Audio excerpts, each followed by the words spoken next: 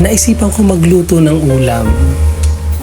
Patulaan nyo kung anong ulam ang iluluto ko.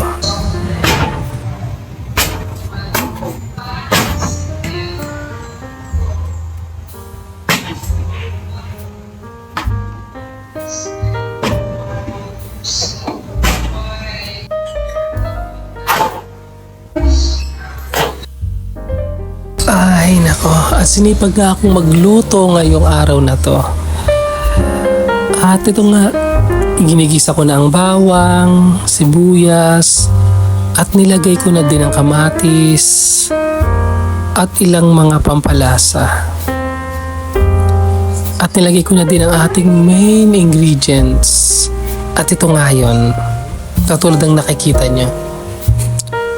Amoy pa lang, talagang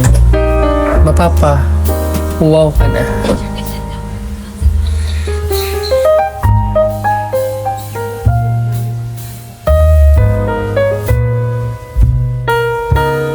At nang tinikman ko na nga, oh my God, napakasarap.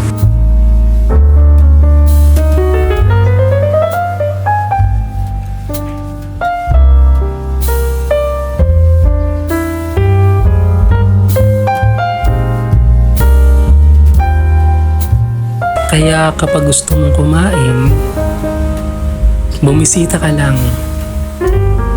at ipagluluto kita ng espesyal na alamang.